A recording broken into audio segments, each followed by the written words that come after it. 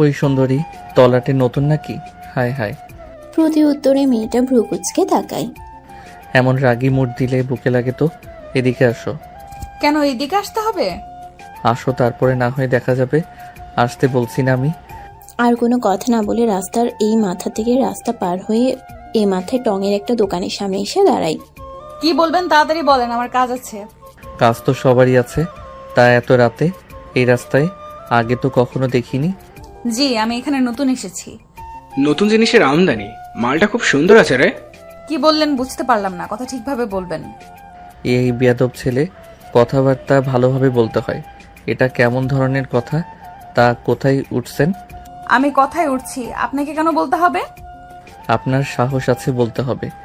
যেখানে আমার সামনে কেউ দাঁড়িয়ে কথা বলতে হিসু করে দেয়, সেখানে আপনি আমাকে ঝাড়ি মেরে কথা বলতেছেন। এখানে তো কিছুই দেখেননি। পিস করার অপরাধের ভয়াবহতা আপনাদের জানা নেই। দোস্ত, মায়াটা খুব ঘুরাইতেছে, একটু পাশে নিয়ে গিয়ে জোর ভেঙে দিই। আকাশ রবির দিকে চোখ বড় বড় করে তাকায়। রবি ভয় পেয়ে যায়, সে আর কোনো কথা না বলে চুপ হয়ে যায়। এইভাবে তাকানো কি আছে? আমি তো মজা করছিলাম। মনে হচ্ছে না একটু এক্সট্রা কথা হয়ে যাচ্ছে? এত রাতে মেয়েটা বিপদে পড়ছে, আমাদের হেল্প করার কর্তব্য। ওই হ্যালো, আপনাকে কে বলেছে আমি বিপদে পড়ছি? উল্টো আপনারাই তো আমার বিপদ। আমাকে এখানে আটকায় রাখছেন। আহা সুন্দরী, তোমার রাগ রাগ আমার হেব্বি লাগে। তোমাকে তো এখানে প্রেম করার জন্য আনা হয়নি। ধলাবতী, তুমি এলাকায় নতুন, এত রাতে ঘোরাফেরা করছো, ভাবলাম বিপদে পড়ছো নাকি দেখি। তা বুঝলাম। ধালাবতীকে? কেন তুমি? ওই হ্যালো, আমি কেন ধালাবতী হতে যাব? এত ফর্সা পুতুলের মতো ধবধবে মানুষ এই প্রথমে আমি দেখলাম। আচ্ছা, তুই মানুষ তো নাকি পরি? বন্ধু, আমারও তাই মনে হচ্ছে। ওই মনে হয় 1000 বছরের পুরনো কাইল্লার রাক্ষসী। আমি কোনো কাইল্লা রাক্ষসী না, কথা ঠিক করে বলেন। কথা তো ঠিকই আছে। আমরা ওই যে অনেক সিরিয়ালে দেখছি, অনেক ভয়ঙ্কর ভয়ঙ্কর খারাপ রাক্ষসীরা এরকম সুন্দর রূপ ধারণ করে। তাছাড়া রাত 11টার সময় এই রাস্তায় এমন অচেনা মেয়ে, নিশ্চয়ই আপনি কাইলা রাক্ষসী। আপনাদের কথায় আমার কিন্তু রাগ উঠতেছে। আর একটু রাগ ওঠা, আর একটু রাগ ওঠা, তাহলে আসল রূপ ধারণ করবে। সোনালিকা এবার আর নিজেকে সামলাতে না পেরে ঠাস করে রবির গালে একটা থাপ্পড় মেরে দেয়। এই ছেলে তোর সাহস হয় কিভাবে? দোস্ত, বলছিলাম না ওই কাল্লা রাক্ষসী, না হলে আমাদেরকে হাত তোলা সাহস পায়। Gas light? আরে আমি গ্যাস লাইট হতে যাব কেন? গ্যাস লাইটটা আমার কাছে দে। আমি পকেট থেকে গ্যাস লাইট বের করে আকাশের হাতে দিই। আমি গ্যাস লাইটার আগুন জ্বালিয়ে এক ঝাঁপ দিয়ে ওরে চেপে ধরছি। তারপরে লাইটের আগুন ওর হাতের আঙুলে লাগাতে লাগলাম। ওরে আল্লাহ রে, পুরে জ্বলে গেল রে। ছাড়েন ছাড়েন, মরে গেলাম। এবার আকাশের পেটে হাতের কনুই দিয়ে একটা জোরে আঘাত করে সোনালিকা। আকাশ একটু দূরে ছিটকে পড়ে। বন্ধুরে, আমি ঠিক আছি, আমি ঠিক আছি। তারপর তারা দুজন একটু সামনে এসে দাঁড়ায়। ওই লাইটের দিয়ে আমার হাত পুরায় কি করলেন? যাক, অবশেষে প্রমাণ পেলাম যে আপনি মানুষ। দেখতে এতই সুন্দর মায়াবী, কিন্তু গায়ে এত রাক্ষসের মতো জোর কোথা থেকে পাইলেন? তাই তো আমার মনে হয় সত্যি কাইল্লারা খুশি, না হয়তো এত জোরের কোথায় পাবে। আর একবার পরীক্ষা করা যাক। ওই চিকনা, এই হাত দেখছস? এক ঘুষি মেরে নাক ফাটিয়ে দিব। চুপচাপ এখান থেকে সর। তারপর তারা মেয়েটার এত রাগী ভাব দেখে রাস্তা থেকে সরে দাঁড়ায়। মেয়েটা অন্ধকারের মধ্যে মোবাইলের আলো দিয়ে হাঁটতে থাকে। কিছুক্ষণের মধ্যে চোখের অন্তরালের বাইরে চলে যায়। দোস্ত, এটা মেয়ে না, কারেন্ট, যে আমাদেরকে বেটে গেল। দেখছি ব্যাপারটা। ও আপনারা এত সময় যাদের কথা বলতে দেখলেন তারা হলো ঢাকা কেরানীগঞ্জের সভাপতি আকাশ এবং সহ সভাপতি রবি। তারা তাদের নেতৃত্বে এই এরিয়াটা কন্ট্রোলে রাখে। বাকিটা গল্পের সাথে থাকেন, জানতে পারবেন। কিরে মা, আমাদের তো কালকে পাঠিয়ে দিলি, তোর আসতে এত রাত হলো। যদি রাস্তাঘাটে কোনো বিপদ হতো তখন কি করতাম বল? কালকে আসতি। আম্মু দিনে জার্নি করাটা বিরক্ত লাগে, তাই রাত্রে জার্নি করি। আর যে মানুষটা সারাক্ষণ বিপদ আপদ ঝামেলা নিয়ে থাকে তাহার আবার বিপদ। এই যে তুই আর ওইদিকে তোর বাপ, তোদের সাথে জীবনেও কথাতে পারবো না গো, পারবোই না। তার বলতে এত রাতে আসলাম, বাইরে দাঁড় করিয়ে রাখবা নাকি? কে গো এত রাতে আসলো? কে আবার? তোমার গুণধর মেয়ে। কাজে কাজ পায় না, সব সময় শুধু অকাজ করে বেড়ায়। আম্মু তুমি আবার শুরু করলে? আগের বার তো গ্রামের সাইডে পোস্টিং ছিলাম, তাই 11টা 12টা এত রাত মনে হতো। আর এখন তো শহর, এখানে রাত 2টাও রাত না। আমি পৃথিবীতে আগে এসেছি, তুই না। না তুমি। আমি যা বলবো তাহলে সেটাই, এর বাইরে কোনো কথা চলবে না। তোরে পেটে আমি ধরেছি, তুই না। আমার উপরে কোনো কথা চলবে না। উত্তরে সোনালিকা ভ্রুকুচকে তাকায়। এই মাঝরাতে আবার কি শুরু করলে? তোমার কি ভেতরে দমদাম বলতে নাই? দেখছো বাবা? পাগল ছাগলের কথা বাদ দে, চল ভেতরে চল। হ্যাঁ, এখন তো আমি পাগল। আজ আমার কেউ নেই। 40টা বছর এই সংসারে খেটে গেলাম, মাথার ঘাম পায়ে ফেলে। আমার কষ্টটা কেউ বুঝলো না। আমি তো এই বাসার কাজের লোক, আমার কাজ শুধু কাজ করা। আমার কথার কেউ দাম দেবে না। আম্মু থামবা তুমি? কি থামবো? হ্যাঁ, কি থামবো? যেদিন মা হবে ওই দিন বুঝবি। এখন তো আমার কান্না কান্না মনে হয় না। যেদিন থাকবো না সেদিন ঠিকই চোখের পানি বুঝতে পারবি। এখন তো মূল্যায়ন দিবি না। এই মাঝরাতে আবার কি নিয়ে তার কথা পছন্দ হলো না? পাগলরে বিয়ে করে আমার জীবন শেষ। পাগল বলেই তোমার এই সংসার করে গেলাম। আর কে হলে করা তো দূরের কথা, মুখে ঝাঁটার বাড়ি মারতো। তারপর সোনালিকা বাসার মধ্যে প্রবেশ করলো, বাসার মেন গেটটা দিয়ে। সবাই মিলে উপরে চলে যায়। যাই হোক, এদের মতো প্রতিটা সংসারই কম বেশি এরকম আছে। কার কার মায়ের সাথে মিলে গেল পাঠকগণ। ওইটা কোনো ব্যাপার না, এগুলো হলো সাজের ডাক। প্রতিটা সংসারে কম বেশি এগুলো থাকে। যেদিন এগুলো থাকবে না সেদিন বুঝবেন সংসার থেকে সেই হাসি খুশি জিনিসটা আর নেই। এটাই প্রকৃত শান্তি। যাই হোক, অন্যদিকে সোনালিকা ফ্রেশ হয়ে খাবার খাইতে বসে। তামা, এখানে জয়েন করবি কবে? খাবার খেতে খেতে বললাম।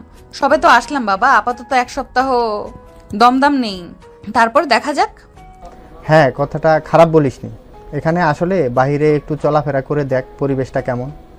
আসার সময় যেটুকু বুঝলাম, গ্রাম এরিয়ায় অতটা ঝামেলা না পড়লেও এখানে অনেক ঝামেলার মধ্যে পড়তে হবে। এখানে কেসের প্রবাবিলিটি অনেক বেশি থাকবে। তা ঠিক, গ্রামের মানুষ ঠিক এতটা অপরাধ করে না যতটা শহরের এরিয়ায় অপরাধ হয়। হ্যাঁ, খাওয়ার সময় এত কাজ কাজ কেন? চুপচাপ খাইতে দাও মেয়েটাকে। কথাটা সোনালিকা এবং শেখ চৌধুরী হেসে দেয়। অন্যদিকে কি রে মামা, এত রাত হলো, পোলাপাইন তো সব বাসায় চলে গেছে। এখনো এই টঙের দোকানে বসে কি করবি? কোন মসজিদ কি দোকান বন্ধ করে দিবে? খেয়াল করে দেখ, আমি আর তুই আছি। আমরা যতক্ষণ থাকবো দোকান বন্ধ করার সাহস পাবে না। তবে ফ্ল্যাটের দিকে চলে যাওয়া যাক। আচ্ছা ঠিক আছে। তারপর আমি ওর সাথে করে সিগারেট খাইতে খাইতে নিজেদের ফ্ল্যাটের দিকে হাঁটতে থাকলাম। কিছুক্ষণ বাদেই ভাইয়া ভাইয়া একটা ফুল নেন। হুট করে আকাশ যেন অপ্রস্তুত ছিল। সে কথাটা শুনে মাথাটা নিচের দিকে করে হাঁটু গেড়ে বসে, মুখে সিগারেট টানতে থাকে আর বলে, এত রাতে ফুল বিক্রি করা লাগে? সারাদিনে 2টো বিক্রি করেছি মাত্র। বাড়িতে মায়ের ওষুধ কেনার টাকা নেই। কোথায় থাকো তুমি? উত্তর পাশের বস্তিটাতে। ওখানে আমি না আর আমার একটা ছোট্ট বোন আছে। এই মেয়ে, তোমার বাবা কোথায়? আমার ঠিক মনে নেই ভাইয়া, তবে আমি যখন একদম ছোট্ট ছিলাম, 3 বছর মনে হয় বা এমন হবে, তখন আব্বাই মারে অনেক মারতো। আম্মা গার্মেন্টস থেকে আসতো আর আব্বাই টাকা চাইতো। আম্মা না দিলে অনেক মারতো। তারপরে আমার একটা বোন যখন হয়, তখন আমি 2 নাম্বার শ্রেণীতে পড়ি। তখন আম্মা আমারে ছাইয়া চলে যায়। আম্মা 3 মাস অসুস্থ হইয়া বাড়িতে পড়ে আছে, ঘরে খাবার নেই। ছোট বোন অনেক কাঁদে, তাই ফুল বিক্রি করতে আসি আমি। তবে ভাইয়া আজকে একটাও বিক্রি করতে পারিনি। বুঝতে পারলাম। এই নাও, এখানে 10,000 টাকা আছে। সোজা গিয়ে তোমার আম্মার হাতে দিবা আর বলবা কেউ একজন তার জন্য পাঠিয়েছে। তাকে সুস্থ হয়ে তার 2টা মেয়েকে মানুষের মতো মানুষ করতে বলবা। তার মেয়েরা যেন ফুল বিক্রি না করে, মনে থাকবে? আচ্ছা ভাইয়া। ধরো, এখন আমি তোমাকে নিয়ে বিক্রি করে দিলাম, অথবা তোমার শরীরের বিভিন্ন অংশ বিক্রি করে দিলাম। তোমাকে এই বিপদ থেকে বাঁচাবে কে? কিছু করতে পারবে তুমি? তুমি যত বিপদেই হোক, যত কষ্টেই হোক, এত রাত্রে আর বেরোবে না, মনে থাকবে? যদি একটা খারাপ মানুষের হাতে পড়তে কি হতো? যদিও আমরা খারাপই। এমন আর হবে না। তুমি কি যেতে পারবা নাকি আগাই দিব? না ভাইয়া, আমি যেতে পারবো, সমস্যা হবে না। এই রিক্সা। রিক্সাটা কাছে আসতেই আরে আকাশ ভাই যে, আসসালামু আলাইকুম ভাই। আমি কি কোনো ভুল করেছি? প্লিজ আমাকে মাফ করে দেন। আমি আর জীবনেও রাতের বেলা রিক্সা নিয়ে বেরোবো না। আরে রবি, এই ছেলেটারে চিনিস তুই? আরে উত্তরপাড়া সিদ্দিকের ছেলে। কাছে আসো তুমি। ছেলেটা ভয়ে ভয়ে আমার কাছে আসলো। কিছু কথা বলি, শোনো মন দিয়ে। সিদ্দিক চাচা ভালো আছে? ভালো আছে ভাই, ভালো আছে। বুঝলাম, তুমি রাত্রে রিক্সা নিয়ে বেরোলে আমার কোনো সমস্যা নেই। এই যে বাচ্চাটা, তিনি উত্তরের বস্তিতে নিয়ে যাবি। তারপরে রিক্সাটা এক জায়গায় রেখে ওরে বাসার দরজার সামনে পর্যন্ত আগিয়ে দিয়ে আসবি। যদি কোনো রকম 1 ইঞ্চি ভুল হয়, হাতের রগ কেটে দেব। কি করব? হাতের রগ কেটে দিবেন ভাই, আমি কোনো ভুল করব না। যা ওরে নিয়ে। তারপরে রিক্সাওয়ালা মেয়েটাকে রিক্সায় নিয়ে নির্দিষ্ট গন্তব্যে রওনা দেয়। অন্যদিকে তুই জানিস না ঢাকা শহরের মানুষ কতটা মিথ্যাবাদী? টাকার জন্য এমন কি নাই যে তারা করতে পারে না। পা আছে, এমনভাবে পা বাঁধে মনে হয় প্রতিবন্ধী। তাই কথার মায়ায় পড়ে এতগুলো টাকা। এখন বর্তমান কত বাজে দেখছস? কেন, একটার একটু বেশি। সবারই তো জানের ভয় আছে, তাই না? এত রাতে একটা মানুষের খুব দরকার না পড়লে এগুলো করবে না। আমি ছোট বাচ্চার তো প্রশ্নই আসে না। বুঝতে পারছি, চল বাসার দিকে যাই। তারা গল্প করতে থাকে আর হাঁটতে থাকে। আচ্ছা, এত বড় ফ্ল্যাটে তুই একলা থাকিস, অথচ আঙ্কেল আন্টিরে গ্রামে রাখিস। ব্যাপারটা কেমন দেখায় না? দেখ, শুরু থেকে তোর আব্বু আম্মু রাজনীতির সাথে জড়িত, তারা এই ব্যাপারটা বোঝে, জানেন? কিন্তু আমার বাবা মায়ের ক্ষেত্রে ব্যাপারটা ভিন্ন। এই রাজনীতি কতটা খারাপ এবং ভয়ানক তুই অন্তত জানিস। তাই আমি কোনোভাবেই চাচ্ছি না এর মধ্যে আব্বা আম্মু আসুক। কথাটা খারাপ বলিসনি। আকাশের সাথে গল্প করতে করতে একটু আগাতেই আমি আমার বাড়িতে পৌঁছে যাই। আমি সোজা ওর কাছ থেকে বিদায় নিয়ে কলিং বেল বাজাতে সাজ্জাদ চাচার দরজা খুলে দেয়। আপনারা অবাক হচ্ছেন এত রাতে কিভাবে কলিং বেল দেওয়ার সাথে সাথে দরজা খুলে দেয়। আসলে আমার ফেরার প্রতিটা রাতই এমন টাইমে, তাই তার বিষয়টা মুখস্থ আর কি। যাই হোক, আমি আমার মতো বাসায় ঢুকে পড়ি। ও তো বাসায় চলে গেল, তারপর আমি হাঁটতে থাকলাম। 5 মিনিট হাঁটার পরে আমি আমার নির্দিষ্ট গন্তব্যে পৌঁছে গেলাম। এরপর আকাশ তার বাসায় গিয়ে ফ্রেশ হয়ে ঘুমিয়ে পড়ে। এখানে একা থাকায় সে আর নিজে রান্না করে খায় না, সবসময় বাইরে খাবার খাওয়া হয়। পরের দিন কিরে, আমার ফুলটুসি কই? ভাই এই নেন। গ্লাসে ঢেলে দে, তারপর আমি ঢোক ঢোক করে গিলতে থাকলাম। এভাবে চলে গেল 10টা দিয়ে। ভাই খুব সমস্যা তো হয়ে গেছে।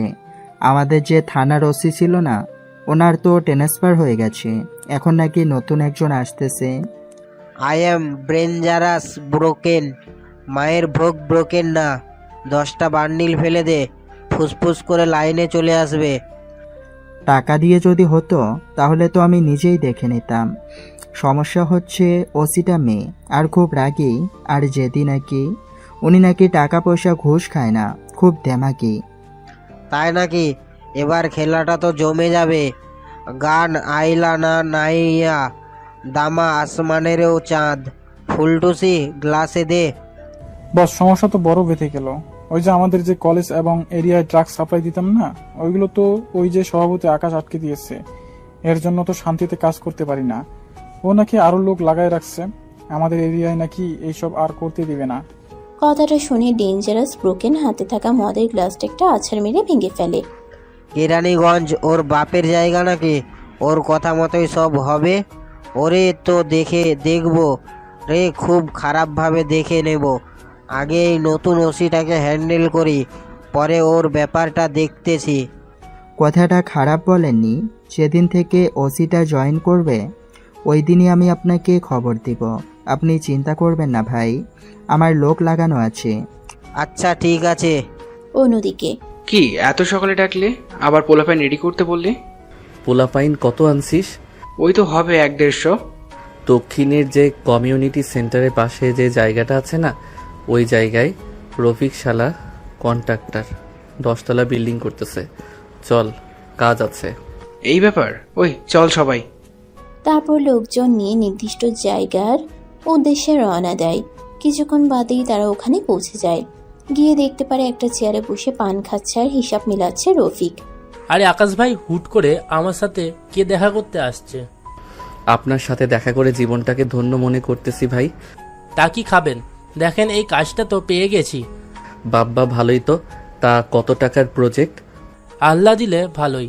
আমার আয়ত্তে যেটুকু পেয়েছি 10 তলা বিল্ডিং এর মধ্যে, তা বইয়ের 40 থেকে 50,000 কোটি টাকার প্রজেক্ট বলা যায়।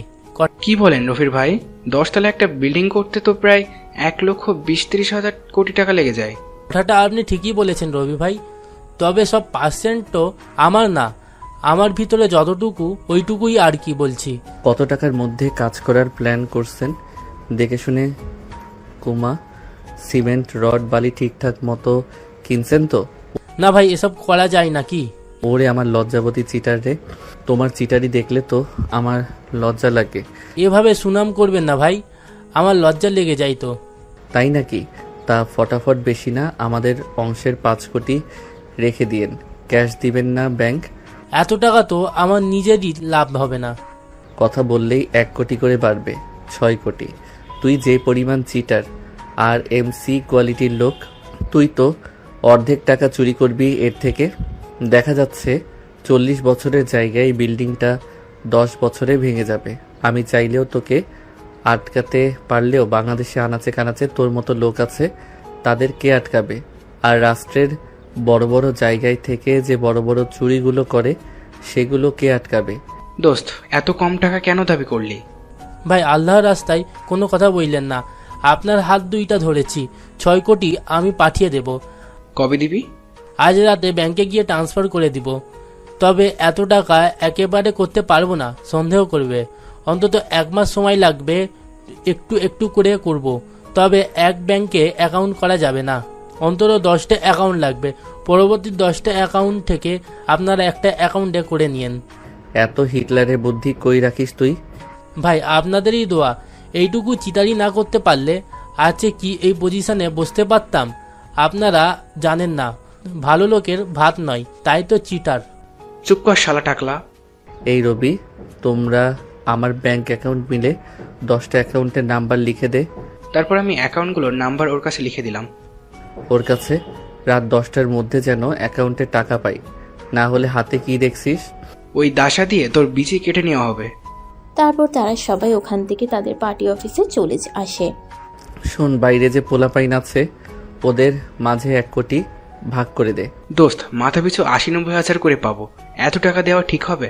ভেতরে তো আমরা ডিল করেছি, ওরা দেখেনি কত কি কেমন হয়েছে। এত বড় একটা রাজনীতি করে, এতটুকু মাথায় ঢোকে না? ওদের এভাবে টাকা পয়সা না দিলে হাতে থাকবে? অন্যরা টাকার লোভ দেখায় যদি, আর পোলাপাইন হাতে না থাকলে কিসের রাজনীতি আমাদেরকে ভয় পাবে? কথা অবশ্য খারাপ বলিসনি। তারপর এভাবে দেখতে দেখতে 2 দিন চলে যায়। এই 2 দিনে 1 কোটি টাকা তুলে তাদের লোকেদের মধ্যে সমানভাবে ভাগ বাটোয়ারা করে দেয়। এখন বুঝলাম কেন একজন রাজনীতির নেতার পিছনে একটা মানুষ কুত্তা হয়ে থাকতেও পছন্দ করে, কুত্তার মতো পিছনে পিছনে ঘুরে। যাই হোক, গল্পে ফেরা যাক। কিরে বান্ধবী, কেরানীগঞ্জ যাচ্ছিস আর আমারে খবর দিলে না? আরে হুট করে এখানে ট্রান্সফার হয়ে গেছে, কি করণীয় ছিল বলো? বুঝতে পারছি, দেখা তো করতেই পারিস। হ্যাঁ, তা তো অবশ্যই করা যায়। আমি তো এখন বাইরে আছি, জরা ব্রিজের সামনে যে মার্কেট আছে না, ওই জায়গায়। কি বলি তুই? আরে ওখান থেকে তো আমার বাসা 2 মিনিটের রাস্তা, তুই ওখানে দাঁড়া, আমি আসতেছি। তারপর আনিকার কোনো কথা না বলার সুযোগ দিয়ে কল কেটে দেয়। সোনালিকা ওখানে দাঁড়িয়ে কিছুক্ষণ অপেক্ষা করতে থাকে। এরই মাঝে, সোনালিকা রে, কতদিন পরে দেখা, কেমন আছিস? বিয়ে করে তো জামাই পেয়ে ভুলেই গেলি। আরে ভুলি নাই, তোর মতো কেন যে জব করলাম না, এই বাচ্চা জামাই সামলাতে গিয়ে আমি নিজে পাগল হয়ে যাচ্ছি। কিন্তু তোর জীবনটা কত ভালো, জীবনটা কতটা রহস্যজনক, তাই না? আমি চাচ্ছি তোর মতো একটা নিরিবিলি জীবন, আর তুই চাচ্ছিস আমার মতোই ঝামেলা জীবন। হায় রে হায়। যাই হোক, কেমন আছিস? তখনই পাশ দিয়ে রবি আর আকাশ যাইতেছিল। বাইক চালাচ্ছিল রবি। হুট করেই রবি ব্রেক মারে।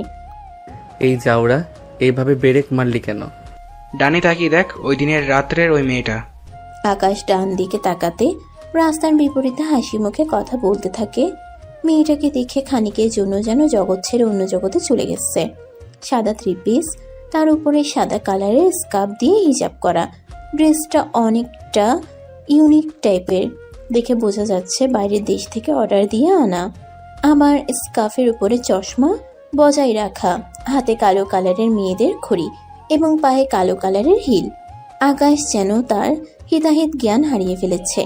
সে কোন দিকে না তাকিয়ে রাস্তা পার হতে যায়, তখনই একটা অটো এসে ধুম করে আকাশের গায়ে মেরে দেয়। আকাশ খানিকটা ধূপ করে ছিটকে পড়ে। আকাশের বাম হাতটা অনেকটা কেটে গেছে, টপ টপ করে রক্ত পড়তেছে। কপাল এবং ঠোঁটটাও হালকা কেটে গেছে। সে যেন ব্যথা অনুভব করতে পারতেছে না। সে যে একটু আগে এত বড় একটা অ্যাক্সিডেন্ট করছে তার যেন সেদিকে খেয়ালই নেই। সে আবার উঠে দাঁড়ায় এবং পাশে থাকা রবি চিৎকার করে, আকাশকে ধরতে আসে। অবিশ্বাস্য ব্যাপার, রবি ধরার আগে আকাশ উঠে দাঁড়ায়। এত সব ঘটনায় সোনালিকা এবং তার বান্ধবী দৃষ্টিও এদিকে ঘুরে গেছে। তারাও তাড়াহুড়ো করে কাছে আসে কি হয়েছে দেখার জন্য। তখনই আকাশ নিজের মতো বিড়বিড় করে জোরে বলতে থাকে, হে অপুরুষী রূপময় সুন্দরী, সৃষ্টির সেরা সৃষ্টি কি তুমি? একটা মানুষ কি করে এতটা সুন্দর হতে পারে? কিভাবে হতে পারে একটা মানুষ কিভাবে এতটা সুন্দর? হায়, তোমার ওই দৃষ্টি আমার দিকে যেন তীরের মতো লাগে। তুমি কি আসলে এতটা সুন্দর, নাকি আমি ঘুমিয়ে স্বপ্ন দেখতেছি? কথা বলতে বলতে আকাশ সোনালিকার মুখের একদিকে তার কাটা বাম হাত রেখে বলতে থাকে, না, তোমাকে তো স্পর্শ করা যায়, তার মানে তুমি সত্যি সত্যি তুমি মানুষ। তবে আমার বিশ্বাস করতে কষ্ট হয়, তুমি কি কোনো পরী বা জিন যে রূপ ধরে আছো? এতটা সুন্দর তুমি কি করে? ওই ছেলে কি বলছো? তোমার মাথা ঠিক আছে? ওর হাত দিয়ে রক্ত বেরোচ্ছে, ডাক্তারের কাছে নিয়ে যান সবাই। দোস্ত, তোর হাতটা অনেক কেটে গেছে, অনেক ব্লিডিং হচ্ছে। তুমি কেন এত সুন্দর? তোমাকে মনে হয় আজীবন দেখে যাই, আমার চোখের পলক পড়ে না। তুমি কেন কেন এতটাই সুন্দর? মানসিক পাগলটাকে কেউ ধরে নিয়ে যান। কি বলতেছে সে নিজেই জানে না। এই রূপময়, তোর রূপময়ের খেতায় আগুন, বালের বাল, তাড়াতাড়ি চল। রবি তার হাত চেপে ধরে কাটা জায়গায়। তারপরে জোর করে আকাশকে রবি তার বাইকে উঠায়। রবি বাইক চালিয়ে হাসপাতালের দিকে রওনা দেয়। আকাশ অপলক দৃষ্টিতে সোনালিকার দিকে তাকিয়ে থাকে। কিছুক্ষণের মধ্যেই তারা হাসপাতালে পৌঁছে যায়। হাসপাতালে যাওয়ার পরে তাকে প্রাথমিক ট্রিটমেন্ট দিয়ে কিছু ওষুধ লিখে দেয়। অবশ্য তার হাতে 3টা সেলাই দেয়া লাগছে। অন্যদিকে, খিরে, তোর মুখে তো রক্ত লেগে আছে। কি বলবো বা করব দেখলি তো সবাই। আজ আমরা সুন্দর না বলে আমার পূর্বজাল পায়ও না। হ্যাঁ, রূপময় সুন্দরী। কুটনি, এক লাথি মারবো, থামবি? তুমি কি সত্যি মানুষ নাকি পরী নাকি পুলিশ? আমি তোমার রূপে মুগ্ধকর। আনিকার বাচ্চা, তোর পাছায় আগুন। সরি, আর বলবো না। রাস্তাঘাটে এইসব বলদগুলো কই থেকে আসে আল্লাহ জানে। তবে ছেলেটা কেমন যেন চেনা চেনা মনে হচ্ছে আগেও কোথাও যেন দেখেছি। আবার স্বপ্ন দেখিসনি তো? আরে না, আর কাজ পাইলাম না, খেয়ে দে। চল সামনের দিকে যাই, মুখ ধুতে হবে। তোর মুখে রক্তর দাগ লেগে আছে। আজ অনেকদিন পর দেখা, একটা ট্রিট দি তোরে। ঠিক আছে, ট্রিট তো আমার দেওয়ার কথা। চাকরি পাইলে সবাই বড়লোক হয়ে যায়। কলেজ লাইফে একজনকে ট্রিট দেওয়ার ভয়ে পালাতাম, খাবার খেয়ে টুক করে কেটে পড়তাম। কিন্তু এখন দেখ, ট্রিট দেওয়ার মতো সামর্থ্য সবারই আছে, কিন্তু আগের মতো সেই মজাটা নেই। হ্যাঁ রে, ঠিক বলছো, সময় পরিবর্তনশীল। ওই দিনগুলোরে খুব মিস করি। তারপরে তারা গল্প করতে করতে ফ্রেশ হয়ে একটা রেস্টুরেন্টে বসে কিছু খাবার খেয়ে আড্ডা দিতে থাকে। অনেকদিন পর এক বান্ধবী অন্য বান্ধবীকে পেয়েছে। ঘটনাটা যাদের সাথে ঘটে শুধু তারাই বুঝতে পারে। অন্যদিকে, কি রে, তোর মাথায় কি সত্যি কোনো সমস্যা হয়েছে? উত্তরে চুপ করে আসিস কেন, বল। কি বলবো বল? ওরে দেখার পরে আমি সত্যি পাগল হয়ে গেছি। আমার মাথায় সমস্যা হয়ে গেছে। আমি কি করব? একটা মানুষ কিভাবে এতটা সুন্দর হতে পারে? বাবা, লাভ অ্যাট ফার্স্ট সাইট এটাকে হয়তো বলে। আজকে নিজের চোখে না দেখলে বুঝতামই না।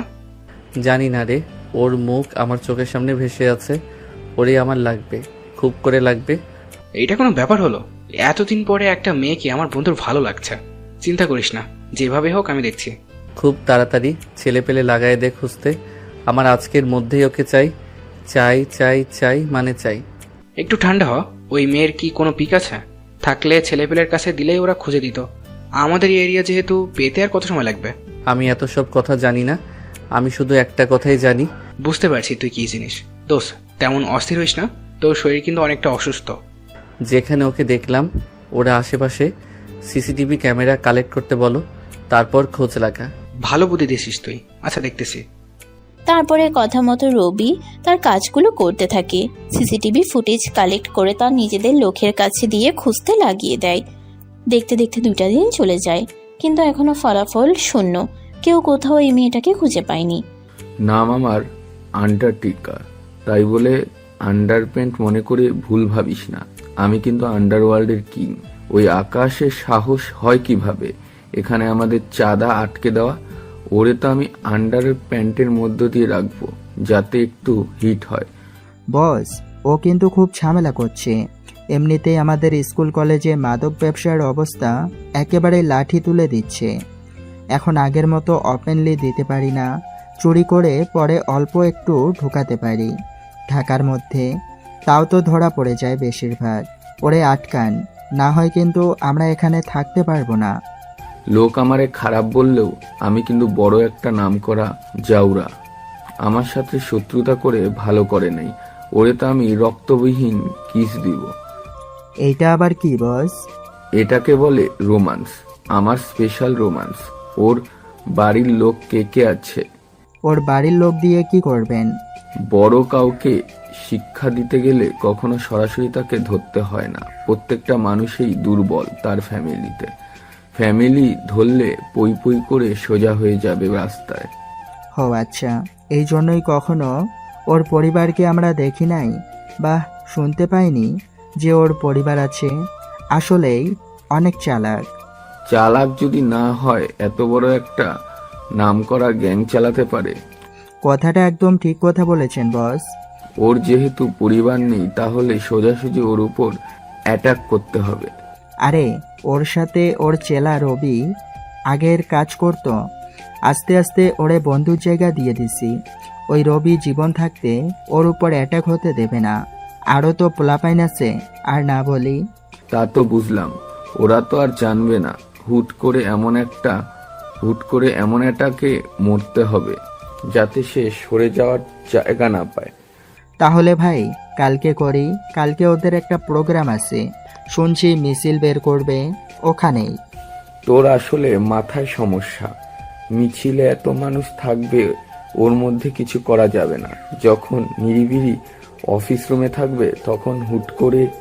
তখনও তো 8-9 জনের সাথে থাকে। পিছনে ফিরিয়ে দেখ আমার লোক কতজন হবে। তাও তো 50 কিংবা 70 জন হবে। তাহলে 8 জন আমাদের সামনে দাঁড়াতে পারবে। কালকেই হোক খেলা। আসলে আমি একটা নামকরা জাউরা। বস, আপনি নিজের সুনাম করলেন না বদনাম? যে লোক নিজের বদনাম শুনে নিজেই নিজেকে বদনাম করে আনন্দ পায়, তাহলে সেই লোক যাই বলে তাতেই তার সুনাম। আপনার থেকে অনেক কিছুই শেখার আছে। তা তো ঠিকই, এত বছর কি বাল শিখতে পারলি? বস, একটা সমস্যা হয়েছে। এত বড় মারামারি হবে, আগের ওসি থাকলে কিছু টাকা পয়সা দিয়ে সেটিং করতে পারতাম। কিন্তু কালকে তো যতটুকু আমার কাছে খবর আছে, ওই বলেছিলাম না ওই মহিলা ওসি জয়েন করবে। মাইয়া মানুষের কাজ রান্না বান্না করা, এইসব দেখলে তারা ভয় পাবে, কিছু করতে পারবে না। বাদ দে তো। তাহলে আমি এদেরকে নিয়ে সবকিছু প্ল্যানিং করে ফেলি। সবকিছু প্ল্যান করে আমাকে জানা, তারপর যেখানে যেখানে ভুল আছে আমি এগুলো ঠিক করে সাজিয়ে দিচ্ছি। তারপরে তাদের মতো তারা কাজ করতে থাকে। কিরে, মেয়েটার কি খুঁজে পাইছিস? না রে, অনেক খুঁজেছি, পাইনি তো। তোরা বাল একটা কাজেরও না। একটা মেয়ে কি হাওয়া হয়ে যাবে যে তারে খুঁজে পাবি না? আরে খুঁজছি তো, পেয়ে যাব, আর একটু সময় দে। আচ্ছা, কালকে মিছিলের কি করবি? আমার মন মেজাজ ভালো না, তোরা গিয়ে মিছিলটা করে আয়। তুই না গেলে তো হবে না। সবাই তো মিছিল দেখে না, দেখে যে মিছিলে কে কে আছে। আচ্ছা, পোলাপাইনদের সব রেডি রাখিস, বাকিটা দেখবো নে। তারপরে রবি তার মতো সবকিছু গোছাতে থাকে মিছিলের জন্য। অন্যদিকে আকাশ এক চেয়ারে বসে উদাসীন হয়ে কি ভাবতে থাকে। এভাবে দেখতে দেখতে দিনটা কেটে যায়। পরের দিন সুন্দরভাবে মিছিলটা সবাই মিলে পরিপূর্ণ শেষ করে। মিছিলের সময় আশেপাশে অনেক পুলিশ ছিল যাতে কোনো বিশৃঙ্খলা না হতে পারে। মিছিল শেষ করে যে যার মতো চলে যায়। অন্যদিকে আকাশ, রবি এবং তাদের কিছু কাছের বড় নেতা কর্মীরা তাদের অফিসে বসে রেস্ট নিতে থাকে। তখনই কোথা থেকে কারা যেন এসে উড়াধুরা রুমটাকে লক্ষ্য করে গুলি করতে থাকে। উপায়ান্তর না পেয়ে যে যার মতো এদিক ওদিক পালাতে থাকে। দোস্ত, আমাদের উপর আক্রমণ হয়েছে, তুই আমার সাথে আয়। আরে সবাইকে রেখে কোথায় যাব আমি? আমি আছি না, এই দিকটা আমি সামনে নেব। তোকে ওয়াশরুমে ঢোকার লক করে রাখি, তুই ভেন্টিলেটর দিয়ে উপরে উঠে বসে থাকবি। তোর কি মাথায় সমস্যা? আমি যদি এখান থেকে সরে যাই ওদের সাথে পারবে? ওরা সংখ্যায় কত দেখেছিস? কিছুক্ষণ আগে মিছিল শেষ হলো, সবাই এখনো বাসায় যায়নি। আমি সবাইকে ইনফর্ম করে দিচ্ছি, ওদের আসা পর্যন্ত তোকে লুকিয়ে থাকতে হবে। এই আকাশ কখনো কাউকে ভয় পায় না। আজকে অ্যান্টার্কটিকার একদিন কিংবা আমার একদিন। অনেক সুযোগ দিয়েছি, ড্রাগস দিয়ে পুরো কিশোর বাচ্চাদেরও ধ্বংস করে দিচ্ছে। অনেক ছাড় দিছি, আজকে আর ও বেঁচে থাকবে না। বাস্তবতা আলাদা, এখানে এভাবে গোলাগুলি হলে তোর গায়ে লেগে যেতে পারে, তুই একটু সেফ। আলবাবা মতিঝিল, সবাই ভালোবাসে আমাকে জাউরা বলে। আহো রোমান্টিক জাউরা। আমি না অনেক রোমান্টিক, বিশ্বাস করো সোনা পাখি। তবে রোমান্টিকতার পাতায় আজকে আকাশ সোনা তুমি বাঁচতে পারবে না। আজকে তোমার বন্দুকের নল দিয়ে ইষ্টু ইষ্টু ফুটো করে দেব। খুব বেশি ব্যথা পাবা না, অল্প ব্যথা দিব, হুশ করে মরে যাবে। জীবনে অনেক জ্বালাইছিস, এতদিন তোকে সুযোগ দিলেও আজকে তুই বেঁচে যাইতে পারবি না। তোর চ্যাপ্টার এখানেই শেষ। সিংহ যখন কথা বলে পাশ থেকে কুত্তার বাচ্চাকেও ঘেউ ঘেউ করতে হয় না। এটা আইন পরিপন্থ। এর একমাত্র শান্তির পরিচয় সিল মেরে দেওয়া। ওহ বস, যত দেখি আপনার উপরে ততই ফিদা হই। শালারে এখনই মেরে দেই। দেখা যাবে কে কাকে আগে মারবে। আরে ও মন্দির পুত, গলাগলি না থামালে এত সময় তো ফুটিস হয়ে যাইতি। তোদের জন্য স্পেশালভাবে ১,৫০০ রাউন্ড আনা হয়েছে। এই দেখ, মাঝে একটা দাগ দিয়ে দিলাম। এই দাগের এই সাইডে আমাদের পিছনে তাকিয়ে দেখ কত। আর তোর দিকে মাত্র ৬ জন, ৩ জন তো আগেই কেল্লাফতে। আমি কিন্তু আমার আপন মানুষের মৃত্যুর হিসাব বাকি রাখি না, সব সমান সমান করে দেই। তাই বুঝি সোনা? আসো একটা উম্মা দিয়ে দেই। বন্দুকের নল দিয়ে দেবো নাকি ঠোঁট? তুমি নিঃশ্বাস নিতে পারলে তো দিতে পারবে। ওই শালা ভয় পায় না কেন? এত এত অ্যাটিটিউড কই থেকে পায়? একটু পর এদিক থেকে সেদিক হলে যার অস্তিত্ব থাকবে না, সে কিভাবে এতগুলার উপর করে কথা বলতে পারে? পৃথিবীতে দুইটা জিনিস মনে রাখবি, একটা জিনিস তুই, আরেকটা জিনিস তুই। মানে? রবি এবং সবাই মাথা নিচু করো। কথাটা বলতেই রবি এবং তার পাশে থাকা ৫ জন ফ্লোরে শুয়ে পড়ে। আকাশ পাশে তার পায়ের কাছে একটা সুইচ টিপে দিতে নিচের ফ্লোর ফাঁকা হয়ে নিচ থেকে বড় একটা মেশিন গান উঠে আসে। কোনো কথা না বলে মেশিন গান দিয়ে ঝরঝর করে গুলি করতে থাকে। সেকেন্ডের মধ্যে সবার বুক A4 থেকে চিরে O4 হয়ে যায়। এভাবে 2টা মিনিট চলে যায়। আকাশ বড় আর্টিলারি মেশিন গানটা রেখে আন্টার্কটিকার সামনে গিয়ে দাঁড়ায়। ইতিমধ্যে আন্টার্কটিকার প্রায় 2টা গুলি লেগেছে। এবার সংখ্যা কত? ভাই, আমাদের ভুল হয়েছে, মাফ করে দেন। আর কখনো এমন হবে না। একটু আগে না খুব ফটর ফটর করছিলে? আকাশ চুপচাপ আন্টার্কটিকার সামনে গিয়ে পায়ে ঠাস ঠাস করে আরো 2টা গুলি করে দেয়। ভাই আমাকে মাফ করে দেন, আমি আর জীবনে এসব করব না। আমার আর মুখ দেখবেন না, আমি সবকিছু ছেড়ে ভালো হয়ে যাব। আমার জীবনটা ভিক্ষা দেন। এরিয়ার কোনোভাবে সুযোগ দেওয়া যাবে না। এসব মানুষ কখনো ভালো হবার মতো না, এরা এমন মেন্টালিটির মানুষ না। সত্যি আমরা ভালো হয়ে যাব। আমাদের ছেড়ে দিন। তোদের আজকে থাম তুই। আজকের পরে যদি এ ঢাকা শহরে কখনো তোদের মাদক সাপ্লাই করতে দেখি, আজকে পাই গুলি করছি, কাল সরাসরি বুকে করব। মনে রাখিস, মাপ চাওয়ার মতো আর সুযোগটা পাবি না। তখনই ফোর্স চারদিক থেকে ঘিরে ফেলো। কথাটা শুনে পুলিশের টিম ফোর্স চারদিক থেকে সব ঘিরে ফেলে। শুনলাম এই শহরে বড় মাফিয়া হয়ে গেছিস তোরা। আমার জয়েনের প্রথম দিনই এইভাবে গোলাগুলি শুরু করলি? এই রে, তোরা করছিস কেন? তোরা করছিস কি? এতগুলো জীবন তোরা নিয়ে নিলি? তোরা কি নমরুদ নাকি? তোদের মায়া দয়া নেই? কিভাবে পারলি? এদেরও তো বাচ্চা আছে, মা আছে, সংসার আছে। তোদের হাড্ডি থেকে মাংস খুলে নিব আমি। দোস্ত সেই মেয়ে। কথাটা যেন আকাশের কানেই যাচ্ছে না। অবলোক দৃষ্টিতে সোনালিকার দিকে তাকিয়ে আছে। কিছু সেকেন্ড বাদে যে চোখের পলক ফেলতে হয় সেটাও যেন সে ভুলে গেছে। অপলক দৃষ্টিতে তাকিয়ে, ম্যাডাম, আমরা মারিনি। ম্যাডাম দেখেন আমার পায়ে কতগুলো গুলি করেছে, অন্যায় ভেবে কিভাবে আমাদের সবাইকে মেরে দিল। এটাই কি আমাদের দেশ? এমন স্বাধীনতাই কি আমরা চেয়েছি? কোথায় আইন ব্যবস্থা, কোথায় প্রশাসন? আহারে, কুত্তার লেজ কখনো সোজা হয় না, আর তোরা কখনো সোজা হবি না। ম্যাম, এরাই আক্রমণ করতে আসছিল, আমরা শুধু আত্মরক্ষা করেছি।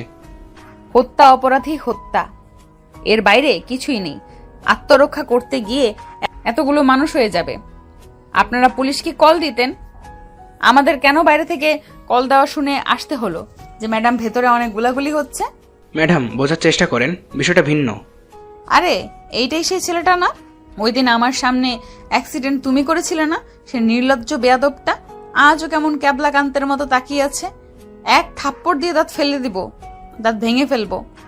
প্রতি উত্তরে কোনো কথা না বলে আকাশ অপলক দৃষ্টিতে তাকিয়ে আছে।